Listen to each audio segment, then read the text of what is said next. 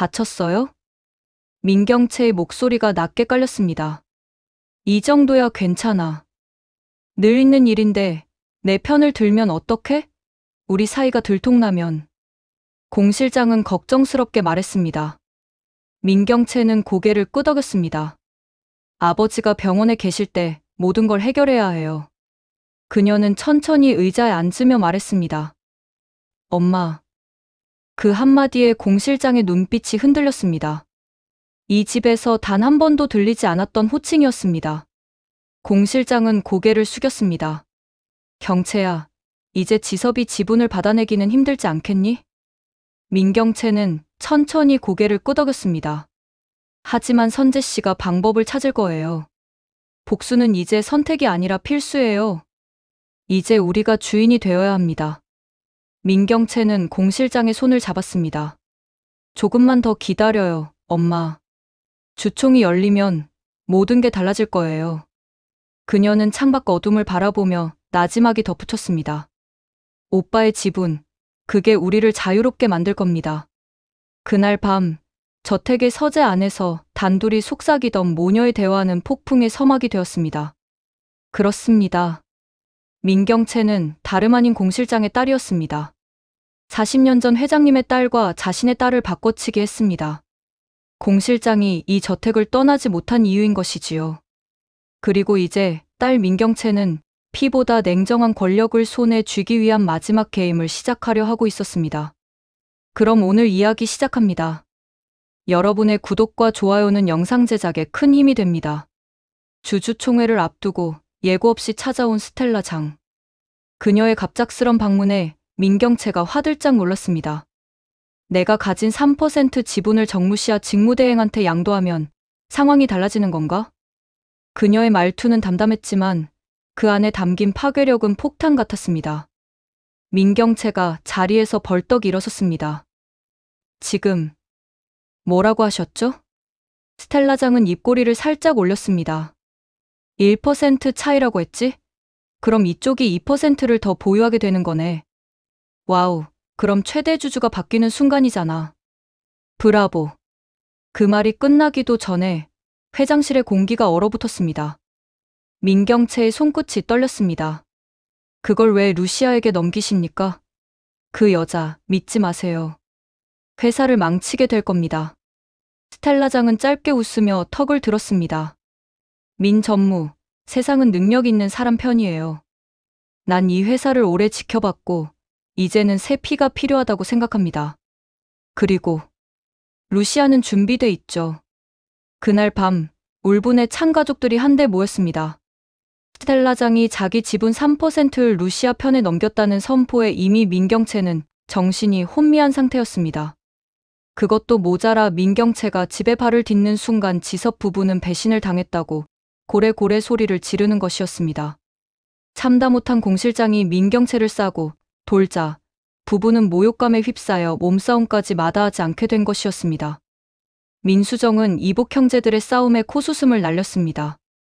겉보기와 다르게 마음이 여린 민세리는 막장 가족의 현실에 미칠 정도로 괴로운 마음이 들었습니다. 무엇보다 이번에는 공 실장까지 합세하면서 민경채의 마음이 더욱 다급해졌습니다. 폭풍이 지난 저택은 이상하리만큼 고요했습니다. 깨진 유리잔과 와인 자국이 여전히 바닥에 남아 있었고 고요 속에는 방금 전까지의 분노가 아직도 맴도는 듯했습니다. 모두가 흩어진 후 불빛이 희미한 서재 안. 민경채는 창가에 서서 담담히 차가운 유리를 바라보고 있었습니다. 그녀의 등 뒤로 조심스레 문이 열리며 공 실장이 들어섰습니다. 피멍이 든 손등을 숨기려는 듯 손을 모았습니다. 다쳤어요? 민경채의 목소리가 낮게 깔렸습니다. 공 실장은 억지로 웃음을 지었습니다. 이 정도야 괜찮습니다. 늘 있는 일인데 내 편을 들면 어떡해? 우리 사이가 들통나면. 공 실장은 걱정스럽게 말했습니다. 그녀는 한 발 다가서며 낮은 목소리로 말했습니다. 오늘은 좀 심했어요. 그 사람들 선을 넘었습니다. 민경채는 고개를 끄덕였습니다. 아버지가 병원에 계실 때 모든 걸 해결해야 해요. 그녀는 천천히 의자에 앉으며 말했습니다. 엄마, 그 한마디에 공 실장의 눈빛이 흔들렸습니다. 이 집에서 단 한 번도 들리지 않았던 이름이었습니다. 공 실장은 고개를 숙였습니다. 그 말, 밖에서는 절대 하지 말아요. 이 집은 우리가 피로 이어졌다는 걸 절대 용서하지 않을 겁니다. 민경채는 미소를 지었습니다. 그럼 이 집을 통째로 바꾸면 되겠죠. 공 실장은 놀란 듯 그녀를 바라봤습니다. 경채야, 무슨 생각을 하는 거니? 민경채는 서류철 하나를 꺼내 조용히 책상 위에 올려두었습니다. 이건 오빠의 지분 현황이에요. 7%. 그 사람은 지금 그 7%가 얼마나 중요한지도 모르고 자존심 싸움에만 열을 올리고 있어요. 공 실장은 눈을 크게 떴습니다. 너 설마. 네. 그 지분만 확보하면 주총을 열 수 있습니다. 루시아는 아버지의 이름으로 버티고 있지만 실질적인 의결권은 제 손에 들어오게 됩니다. 공 실장은 숨을 삼켰습니다. 그럼 내 오빠를 완전히 몰아내겠다는 거니?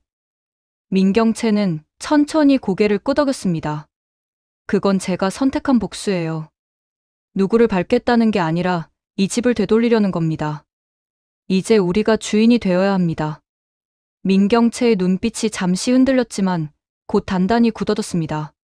엄마, 피보다 무서운 게 있어요. 권력이에요. 그걸 지키지 못하면 우리는 다시 밟힙니다. 공 실장은 아무 말 없이 고개를 숙였습니다. 그녀의 눈가에는 눈물이 맺혔습니다. 너무 오래 참았습니다. 이제라도 내가 내 자리를 찾겠다면 나는 더 이상 말리지 않겠습니다. 민경채는 공 실장의 손을 잡았습니다. 조금만 더 기다려요, 엄마. 주총이 열리면 모든 게 달라질 거예요. 그녀는 창밖 어둠을 바라보며 나지막이 덧붙였습니다. 오빠의 7%, 그게 우리를 자유롭게 만들 겁니다. 그날 밤, 저택의 서재 안에서 단둘이 속삭이던 모녀의 대화는 곧 재계 전체를 뒤흔들 폭풍의 서막이 되었습니다. 누군가는 피로 싸우고 누군가는 이름으로 싸웠습니다. 그리고 이제 민경채는 피보다 냉정한 권력을 손에 쥐기 위한 마지막 게임을 시작하려 하고 있었습니다. 그날 밤 11시 47분, 민경채는 떨리는 손으로 전화를 걸었습니다. 손끝에서 식은땀이 흘러내렸고 목소리는 다급함을 넘어 절박했습니다. 오빠 민지섭은 자신에게 단단히 화가 나 있었고 결국 몸싸움까지 벌리며 막장 드라마가 펼쳐졌습니다. 스텔라장이 자기 지분 3%를 루시아 편에 넘겼다는 선포에도 모자라 이제 오빠가 루시아 계모 편에라도 서는 날에는 자신이 영원히 퇴출될 위기에 봉착한 것이었습니다. 김변, 지금 당장 만나야 해요. 큰일 났어요. 그녀의 얼굴에는 두려움이 아닌 집착이 깊게 새겨져 있었습니다. 자정이 지난 카페 구석, 두꺼운 커튼 뒤편에서 두 사람은 마주 앉았습니다. 밖은 폭우가 쏟아지고 있었고 유리창 위로 조명이 일렁이며 그들의 그림자를 흔들었습니다. 민경채는 눈물을 쏟아냈습니다. 오빠가 절 완전히 버렸어요. 이대로 가면 전 아무것도 못 가져요. 아무것도요? 40년을 회장딸로 살았는데 이제 와서 아무것도 없이 쫓겨날 순 없어요. 김선재는 커피잔을 천천히 내려놓으며 낮고 차가운 목소리로 말했습니다. 진정하세요, 민 사장님. 방법이 있습니다. 언제나 그렇듯이. 무슨 방법이요? 오빠는 이미 절 미워해요. 김선재의 입가에 섬뜩한 미소가 번졌습니다. 무슨 일이 있어도 그 지분 7%가 사장님 손에 들어오게 하면 됩니다. 그게 무슨 뜻인지 아시죠? 그 말은 달콤한 독약이었습니다. 민경채는 숨을 멈췄습니다. 머릿속에서 경고음이 울렸지만 욕망이 그것을 짓밟았습니다. 그녀는 천천히, 아주 천천히 고개를 끄덕였습니다. 그 순간 그녀의 눈 속에서 마지막 인간성이 꺼져갔습니다. 같은 시각 다른 곳에서는 문태경이 루시아에게 보고하고 있었습니다. 그는 민경채와 김선재의 움직임을 모두 파악하고 있었습니다. 문태경, 아니 한기철은 백설이와 함께 이 모든 것을 설계한 공동 복수자였습니다. 30년 전 민두식이 사주한 교통사고로 죽은 한성주의 아들이었습니다. 다음 날 아침 10시 민지섭은 회사 22층 복도 난간에 기대 서 있었습니다. 그의 얼굴은 수심에 잠겨 있었고 눈 밑에는 다크서클이 짙게 깔려 있었습니다. 왜 이렇게까지 나를 미워하지? 그의 중얼거림은 공허한 복도에 흩어졌습니다. 바로 그때였습니다. 김선재가 뒤에서 다가왔습니다. 커피 2잔을 들고 평소처럼 온화한 미소를 지으며 한 잔에는 아무것도 없었습니다. 다른 한 잔에는 하얀 가루가 검은 커피 속으로 조용히 녹아들고 있었습니다. 지서봐, 안색이 안 좋네요. 커피 한 잔 하실래요? 제가 아메리카노 2잔 샀는데. 민지섭은 고개를 돌렸습니다. 익숙한 얼굴, 익숙한 목소리, 3년간 함께 일한 동료. 의심할 이유가 없었습니다. 고마워요, 김변. 그는 커피를 받아 한 모금 마셨습니다. 쓴맛 뒤로 이상한 뒷맛이 퍼졌지만 그는 신경 쓰지 않았습니다. 그 순간부터 세상은 천천히, 아주 천천히 기울기 시작했습니다. 눈꺼풀이 납덩이처럼 무거워졌습니다. 시야가 흐려지고 다리에 힘이 빠졌습니다. 뭐야? 이게. 김선재는 부드럽게 그를 소파로 끌고 가 눕혔습니다. 그리고 재킷 안쪽에서 서류 한 장을 꺼냈습니다. 제목은 이렇게 적혀 있었습니다. 지분 양도 각서. 여기에 서명하세요, 지서봐. 지분 7%, 민경채 사장님께 양도. 간단하죠? 민지섭은 몸을 떨며 고개를 저었지만 손은 이미 마비되어 있었습니다. 펜이 강제로 손에 쥐어졌습니다. 김선재는 그의 손목을 잡고 천천히 서명을 유도했습니다. 잉크가 종이 위로 번져갔습니다. 민지섭의 입에서 신음이 새어나왔습니다. 제발. 하지만 아무도 듣지 않았습니다. 그렇게 한 사람의 인생이 한 줄의 잉크로 사라졌습니다. 그러나 이 모든 순간은 복도 끝 CCTV에 고스란히 담기고 있었습니다. 문태경이 일부러 작동시켜 둔 숨겨진 카메라였습니다. 증거는 차곡차곡 쌓이고 있었습니다. 이틀 후 민강유통 본사 15층 VIP 대기실. 공기는 긴장으로 팽팽했고 시간은 느리게 흘렀습니다. 민경채는 샤넬 정장을 입고 거울 앞에 서 있었습니다. 오늘 자신이 회장으로 선출될 것이라 확신했습니다. 드디어야. 29%. 과반수는 아니지만 최대 주주. 누가 감히 날 막아? 그녀는 립스틱을 바르며 스스로를 다독였습니다. 거울 속 여자는 승리자의 얼굴이었습니다. 바로 그때 문이 열렸습니다. 민지섭, 무시아, 문태경이 함께 들어섰습니다. 민지섭의 얼굴은 창백했지만 눈빛은 또렷하고 강렬했습니다. 민경채, 난 내게 지분을 준 적이 없어. 그 각서는 위조야. 무효고 불법이야. 김선재는 당황해 자리에서 벌떡 일어섰습니다. 민경채의 얼굴에서 혈기가 빠져나갔습니다. 무슨 소리야? 각서에 내 서명이. 문태경이 휴대폰을 꺼냈습니다. 그의 목소리는 차갑고 명확했습니다. 증거가 있습니다. 녹음 파일입니다. 스피커에서 소리가 흘러나왔습니다. 민경채, 무슨 일이 있어도 오빠 지분이 내 손에 들어오게 하세요. 수단은 상관없어요. 김선재 민 사장님, 회장 자리에 앉으려면 이 정도는 감수해야죠. 형제고 뭐고 없습니다. 비즈니스예요. 민경채 알아요. 그냥 빨리 끝내요. 오빠가 눈치채기 전에. 대기실 안공기가 얼어붙었습니다. 민지섭은 눈물을 흘리며 소리쳤습니다. 넌 날 죽이려 한 거야. 약 먹여서 정신 못 차리게 하고 회장 자리 하나 때문에. 민경채는 울먹이며 고개를 저었습니다. 아니야, 오빠. 난 그냥. 하지만 그 어떤 변명도 통하지 않았습니다. 녹음 파일이 모든 것을 말해주고 있었습니다. 녹음 파일이 끝나자 대기실은 무거운 침묵에 휩싸였습니다. 민경채의 얼굴은 창백하게 질려 있었지만 그녀의 눈빛은 빠르게 움직이고 있었습니다. 40년을 이 가문에서 살아남았던 그녀의 생존 본능이 작동하기 시작했습니다. 잠깐만요, 여러분. 민경채는 떨리는 목소리를 가다듬으며 천천히 입을 열었습니다. 이건 이건 제 지시가 아니었습니다. 김선재 변호사가 독단적으로 저지른 일입니다. 김선재의 얼굴이 굳어졌습니다. 그는 믿을 수 없다는 표정으로 민경채를 바라봤습니다. 민 사장님, 지금 무슨 말씀을... 하지만 민경채는 이미 각본을 쓰고 있었습니다. 그녀는 눈물을 글썽이며 민지섭을 향해 고개를 숙였습니다. 오빠, 미안해요. 김선재 변호사가.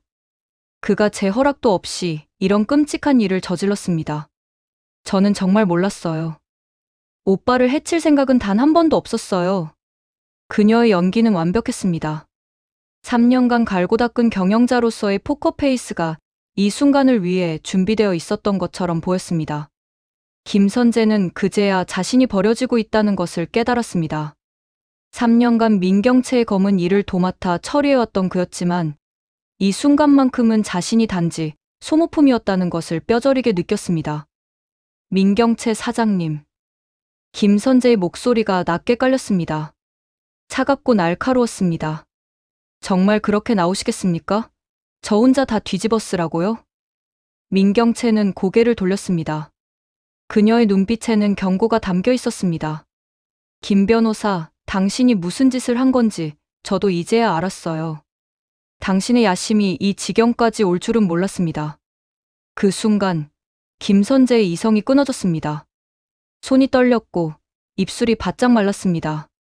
분노가 혈관을 타고 온몸으로 퍼져나갔습니다. 좋습니다. 그의 목소리는 섬뜩할 정도로 침착했습니다. 그럼 저도 한 가지 말씀드리죠. 민경채 사장님. 민경채의 눈동자가 흔들렸습니다. 본능적으로 무언가 잘못되었다는 것을 감지했습니다. 김 변호사, 당신. 민경채 사장님은 회장님의 진짜 딸이 아닙니다. 대기실 앞 모든 사람이 얼어붙었습니다. 시간이 멈춘 것처럼 아무도 움직이지 않았습니다. 루시아가 눈을 크게 떴고 민지섭은 입을 벌린 채 굳어 있었습니다. 문태경조차 놀란 표정을 감추지 못했습니다. 김선재는 차갑게 웃으며 계속 말을 이었습니다. 민경채 사장님의 친모는 회장 부인이 아닙니다. 바로 이 저택에서 40년간 일해온 공실장입니다. 민두식 회장의 친딸은 40년 전 바꿔치기 되었고 지금 민경채 사장님이 앉아있는 그 자리는 원래 그녀의 것이 아니었습니다. 민경채는 벌떡 일어나 소리쳤습니다. 거짓말, 당신이 무슨 근거로... 하지만 김선재는 흔들리지 않았습니다. 그는 재킷 안주머니에서 봉투 하나를 꺼냈습니다. DNA 검사 결과입니다. 민 사장님이 제게 극비로 보관하라고 맡긴 바로 그 서류죠. 중학교 2학년 때 처음 진실을 알고 나서 사장님은 이걸 절대 세상에 나오지 못하게 하라고 지시하셨습니다. 기억나십니까? 민경채의 얼굴에서 모든 혈색이 빠져나갔습니다.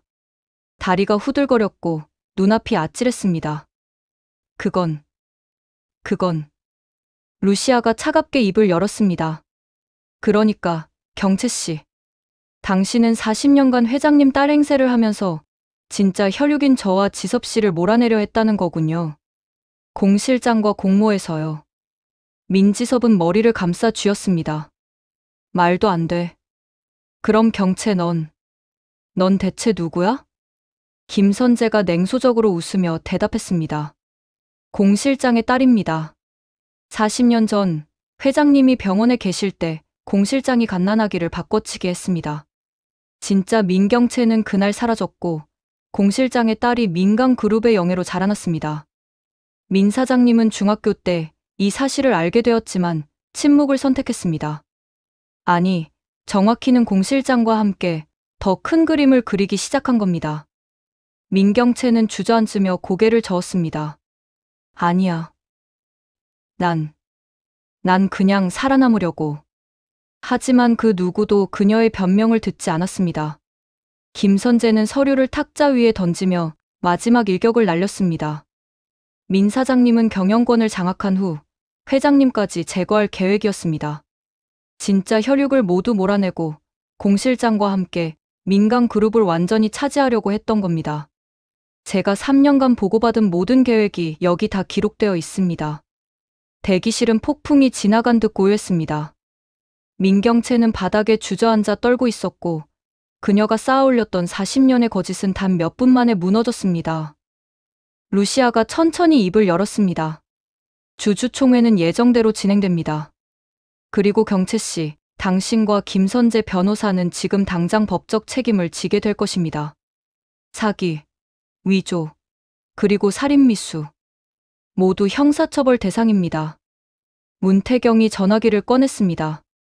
경찰에 연락하겠습니다. 민경채는 고개를 들어 김선재를 바라봤습니다. 그의 눈빛에는 배신감과 증오가 뒤섞여 있었습니다. 김선재, 당신이 날. 김선재는 차갑게 웃었습니다. 저를 버리려 하셨잖아요. 민 사장님. 아니, 공경채 씨. 당신이 먼저 칼을 뽑았으니 저도 할 말은 해야죠. 이게 바로 당신이 그렇게 좋아하던 권력 게임의 결말입니다. 그 순간 대기실 문이 열리며 공 실장이 들어섰습니다. 그녀는 모든 것을 들었습니다. 딸의 비명, 무너지는 계획, 그리고 40년간 숨겨왔던 비밀의 폭로. 공 실장은 민경채에게 다가가 무릎을 꿇었습니다. 경채야, 미안하다. 하지만 민경채는 그녀를 밀쳐냈습니다. 엄마 때문이야. 엄마가 날 이렇게 만든 거야. 40년을 거짓으로 살게 만든 게 누구야? 공 실장은 고개를 떨구며 눈물을 흘렸습니다. 내가 욕심을 부렸다. 내가 더 나은 삶을 살기를 바랐는데 결국 이렇게 되고 말았구나. 루시아가 냉정하게 말했습니다. 공 실장님도 같이 조사받으셔야 할 것 같습니다. 40년 전 영화 바꿔치기는 명백한 범죄입니다. 경찰 사이렌 소리가 멀리서 들려왔습니다. 민경채는 창밖을 바라보며 허탈하게 웃었습니다. 그녀가 그토록 원했던 회장 자리는 손에 잡힐 듯 가까이 있었지만 이제는 영원히 닿을 수 없는 곳으로 멀어져 갔습니다. 피보다 무서운 게 권력이라고. 내가 말했었지. 그녀의 목소리는 공허했습니다. 하지만 권력보다 무서운 건 진실이었어. 경찰이 대기실로 들어왔습니다. 민경채 씨, 김선재 씨, 공미선 씨, 체포영장이 발부되었습니다. 사기, 문서위조, 살인미수 및 영아 유기 혐의로 동행하셔야겠습니다. 수갑이 채워지는 소리가 대기실에 울려 퍼졌습니다. 민경채는 끌려나가며 마지막으로 민지섭을 바라봤습니다. 오빠, 난 정말 오빠가 좋았어. 피는 아니었지만. 민지섭은 고개를 돌렸습니다. 더 이상 할 말이 없었습니다. 대기실 문이 닫혔습니다. 남은 사람들은 한동안 아무 말도 하지 못했습니다. 40년간 쌓인 거짓과 욕망, 그리고 왜곡된 가족애가 단 하루 만에 무너져 내렸습니다. 루시아가 창밖을 바라보며 조용히 말했습니다. 이제 진짜 주주총회를 준비해야겠습니다. 민강유통은 다시 시작해야 합니다. 제대로, 정직하게. 민지섭은 소파에 주저앉아 고개를 숙였습니다. 루시아. 난 아무것도 모르고 살았어. 루시아가 그의 어깨에 손을 얹었습니다. 지금부터라도 알면 됩니다. 그리고 함께 바로잡으면 됩니다. 문태경은 창밖을 바라보며 희미하게 미소 지었습니다. 복수는 이제 막바지에 다다르고 있었습니다. 30년 전 아버지를 죽인 민두식, 그리고 그 가족들은 하나씩 무너지고 있었습니다. 하지만 그의 가슴 한편에는 여전히 공허함이 남아 있었습니다. 복수가 끝나도 아버지는 돌아오지 않는다. 그의 중얼거림은 바람에 흩어졌습니다. 그렇게 민강유통의 권력 게임은 새로운 국면을 맞이했습니다. 진실은 드러났고 거짓은 심판받았습니다. 3개월 후 서울구치소 독방. 민경채는 차가운 콘크리트 바닥에 웅크리고 앉아 있었습니다. 한때 명품 정장으로 치장했던 그녀는 이제 남루한 수의를 입고 있었고 단정했던 머리는 헝클어져 얼굴을 가리고 있었습니다. 29%. 내가 29%였어. 최대 주주. 내가. 그녀는 벽을 향해 중얼거렸습니다. 손톱으로 벽을 긁으며 숫자를 적기 시작했습니다. 22%, 29%, 7%. 의미를 알 수 없는 지분율들이 벽면을 채워갔습니다. 교도관이 식판을 밀어넣으며 한숨을 쉬었습니다. 또 시작이네. 민경채 씨, 밥 좀 드세요. 하지만 민경채는 듣지 못했습니다. 그녀의 귀에는 주주총회장의 박수 소리가, 회장실에서 바라본 서울 야경이, 그리고 자신을 민 사장님이라 부르던 직원들의 목소리가 들렸습니다. 엄마. 엄마는 어디 갔어? 우리 경영권 찾아야 해. 주총이 곧 열려. 그녀는 허공을 향해 손을 뻗었습니다. 그 손에는 아무것도 없었습니다. 40년간 움켜쥐었던 권력도, 지분도, 가족도 모두 사라졌습니다. 정신과 의사가 정기검진을 위해 들어왔습니다. 민경채 씨, 저 보이시죠? 오늘 컨디션은 어떠세요? 민경채는 천천히 고개를 들었습니다. 그녀의 눈동자는 초점을 잃고 있었고, 입가에는 이상한 미소가 걸려 있었습니다. 선생님, 제가 회장이 되는 날이 언제죠? 옷 준비해야 하는데. 샤넬 정장. 내 샤넬 정장 어디 갔어요? 의사는 차트에 뭔가를 적으며 고개를 저었습니다. 조현병 증세가 악화되고 있습니다. 망상과 환청이 심해졌어요. 약물 치료를 강화해야겠습니다. 간호사가 주사를 준비했습니다. 민경채는 갑자기 벌떡 일어나 소리쳤습니다. 안 돼. 주총 때까지 정신 차려야 해. 루시아가 내 자리를 노리고 있어. 오빠 지분 7%만 있으면. 그녀는 간호사의 팔을 붙잡았습니다.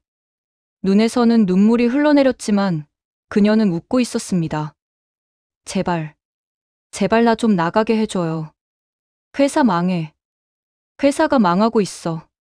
의사가 고개를 끄덕이자 간호사가 진정제를 주사했습니다. 민경채의 몸이 서서히 힘을 잃으며 바닥에 주저앉았습니다. 엄마, 미안해. 엄마, 우리 실패했어. 40년이 다 사라졌어. 그녀의 목소리는 점점 작아졌고 마침내 완전히 잠들었습니다. 의사는 차트를 덮으며 한숨을 내쉬었습니다. 권력이 사람을 이렇게 만드는군요. 가진 게 많을수록 잃었을 때의 충격도 크다는 걸 증명하는 케이스입니다. 그렇게 민경채는 자신이 그토록 원했던 권력의 망령 속에서 영원히 헤매게 되었습니다. 회장실도, 샤넬 정장도, 박수갈채도 모두 환상 속에만 존재했습니다. 현실에는 차가운 독방과 헝클어진 머리, 그리고 의미를 잃은 숫자들만이 남았습니다. 권력은 그녀에게 모든 것을 약속했지만 결국 아무것도 주지 않았습니다. 아니, 정확히는 모든 것을 앗아갔습니다. 가족도, 정체성도, 이성도, 그리고 마지막에는 영혼까지. 민경채라는 여자는 그렇게 자신이 만든 욕망의 감옥 속에서 생을 마감할 운명이었습니다. 그녀가 벽에 새긴 마지막 글귀는 이것이었습니다. 피보다 무서운 건 권력이다. 하지만 권력보다 무서운 건 욕망이다. 그 욕망이 결국 한 사람을 완전히 집어삼켰습니다. 권력의 게임에서는 결국 아무도 진정한 승자가 될 수 없다는 것을. 그리고 가장 큰 대가를 치르는 사람은 언제나 가장 많이 욕심낸 사람이라는 것을. 민경채는 그 진리를 너무 늦게, 너무 비참하게 깨달았습니다. 그녀의 광기 어린 웃음소리는 오늘도 구치소 복도에 메아리치고 있습니다. 같은 시각, 민강유통 본사 회장실.